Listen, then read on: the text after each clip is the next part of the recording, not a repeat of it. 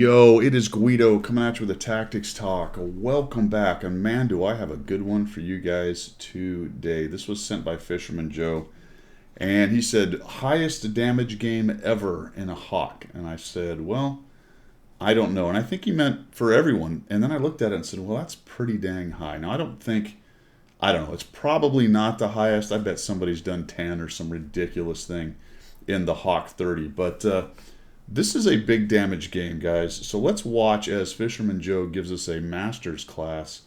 Yep, a master's class in bush use. This He is going to abuse the view range system, or the view range, or the spotting, or whatever you want to call it, system in this game like crazy. So that first shot there. Now, there are some blind shots. You're going to watch his tally go on the bottom left. And I'm not going to tell you what he gets at the end, but let's just watch this as he shoots. Now, this poor Centurion gets hit, and he starts thinking about, well, I'll just hang out here. And then he gets hit again. And he's thinking, well, I guess I'll just sit here because I'm trying to shoot people. I'm not worried about that 200 damage. Oh, but I'm tracked. And now he's tracked again. You can see he's looking in the direction that Fisherman is. There's another 224 perma-tracked.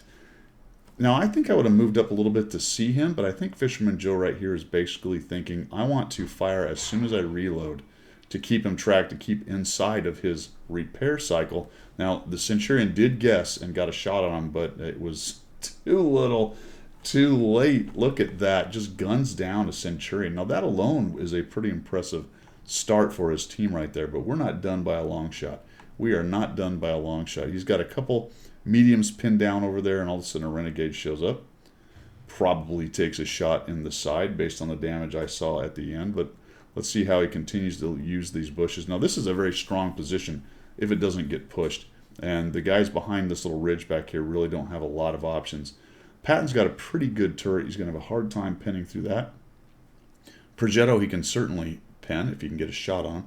Notice how he just keeps moving up till he can see through the bushes, but obviously does not push through the bushes. Just taking a look at what's going on, seeing if he can get some spots. And then when he sees them, he's going to back out of there to get the shot, just like that. And there's the Progetto. He sneaks one onto him. And a little trade there. So what happened there? That's very interesting. What happened there is the Progetto got lit. As soon as he got lit, he fired where those shots were coming from. And a bit of a lucky shot. He ends up getting a shot into Fisherman right there. Probably knows what kind of tank it is. He certainly does now that he's been hit by it. And then he decides to make a runner, at least the Patton does. Patton's giving him some rear shots here as he runs away. And maybe one more went in. That's hard to tell. Sitting there taking a look. And then the AMX-30. And look at this.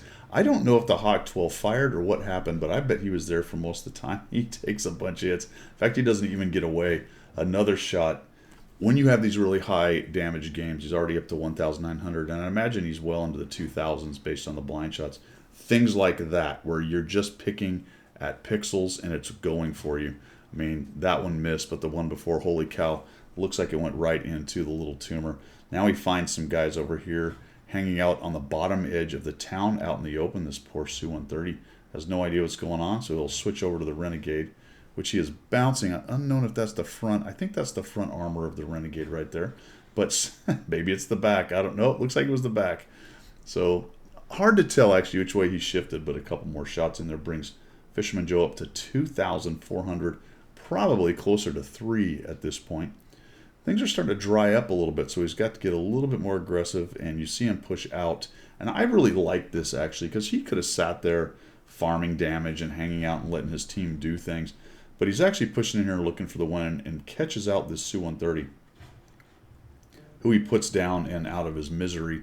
All of a sudden, holy cow, now we've got a wild standard B showing up. And so we'll just farm some of his hit points as he wanders out in the open and goes up the hill. Lights him on fire, and we are at 3,000.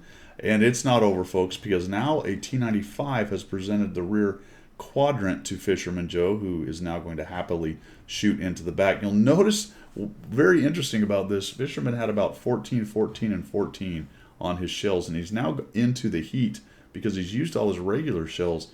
And the next thing he's going to be shooting is HE, correct? Is it just HE? It is. So 90 millimeter HE with 102 penetration, which is actually pretty good for HE, especially on a light tank. So he helps to farm the T95, brings himself up to 4,200, probably closer to 5,000. Gets lit, gets up against this, and is careful about it. You can see the 14.5. He's got the Centurion 7.1. Centurion 7.1 is going to take a peek and take a pop in the face. So that's a good thing. Fisherman Joe didn't go there. And I think he probably figured that Progetto might be coming, and in fact he was, and sneaks a shot into the back end. And Fisherman doesn't have any really great options here. His turret's not good enough to play this peekaboo game, so he's looking for a little bit of help to start whittling these guys down. And making that Patton go away, it would be very helpful. So the 14.5 is behind him. Patton takes a shot, and he's got a chance to come out, grab some hit points, and jump back while the Patton's on a reload, and the Progetto is watching someone else. And then he eats a shot from the Patton. The Patton shoots or turns the side of his turret to Fisherman Joe, and holy cow, we're down to four heat. Although we're shooting HE, how much of this? I did not pay attention. Maybe he switched to HE, I guess, to just try to get some hit points off the Patton's turret, but ended up going into the side of it. And we're probably north of 5,000 damage right now. This is an unbelievable game. It's a tier 10 game. He's bottom tier in a light tank, and he's absolutely having a heyday on these dudes. That is too bad, because that was an HE shell, and that would have worked out really nicely if he could have got that shot. So he's going to work his way down here into the little village. The little village down at the bottom of the spawn for the Reds team. Oh, the Scorpion sees him and he misses him. That's just part of having great games, guys. Sometimes a little bit of luck goes a long way, because that would have clearly ended his day. So he's going to hang out here. There's no Ahri to worry about. He uses that building right there to cover himself up, and now we'll just use a little bit of our camo, and boom, there's 307 from the HE, and it's a Scorpion, so we're going to have all kinds of fun. What do we get this time? 279, but a little bit low, isn't it? Come on now. See what we get out of him this time. We get another 314, and we are at 5,500. Down he goes, and we are going to use our heat. Our heat, there is a live E100. Is he going to kill the E100? Yes. He kills the E100, folks. It is something around, and I'll show you the cards at the end. It is something around 6,800 damage, counting the blind shots in there. And another about, I want to say 1,800 to 2,000 spotting.